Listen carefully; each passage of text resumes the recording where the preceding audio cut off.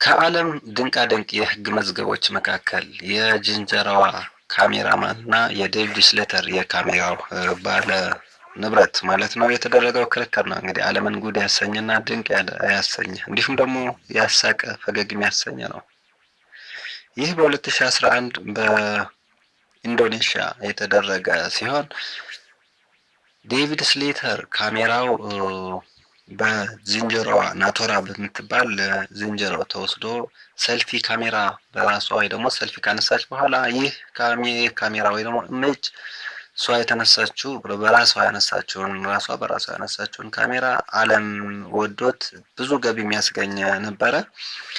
በዚህ ምክንያት ነው እንግዲህ የእንስሳ ተሟጋች ወይ ደግሞ የህልውና መብት ተሟጋቾች ፔታ የሚባሉ ድርጅት ይህ ኮፒራይት ወይ ደግሞ የአእምሮ ፈጠራ ባለመብት ሊሆን የሚገባው ባለ ካሜራው ሳይሆን ዝንጀሮዋ ናት። ስለዚህ ዝንጀሮዋ በራሷ ሰልፊ በመነሳት ዓለም እንዲወደው ያደረገችው ስለሆነ ንብረት ፈጠራ መብት እሷ ወይም ዝንጀሮዋ መሆን አለበት።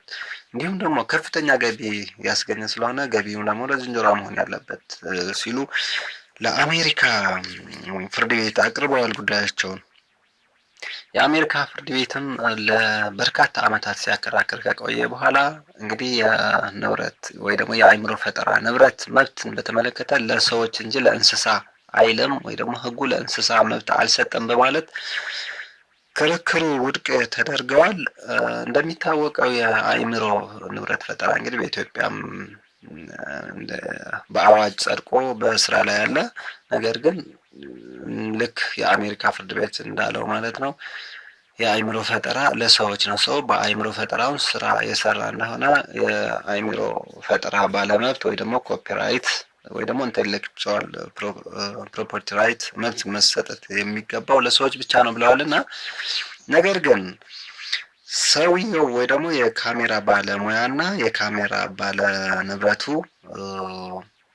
በአእምሮው ወይ ደግሞ በአእምሮ ያልሰራው የአእምሮ ፈጠራ ያልሆነው ነገር ግን የዝንጀሮዋ የአእምሮ ፈጠራ የሆነ ንብረት ያልሰራበትና ያልደከመበትን ያልፈጠረው ባለመብት ሆኖ ይገባው ነበር ወይ?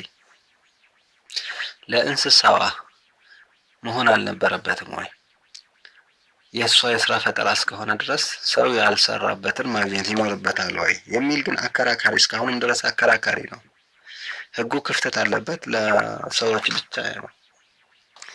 ይህ ውሳኔ ነው እንግዲህ ዓለምን ፈገግ ያሰኘና የአሜሪካ ፍርድ ቤቶችንም ግራ ያጋባ ውሳኔ ነበረ።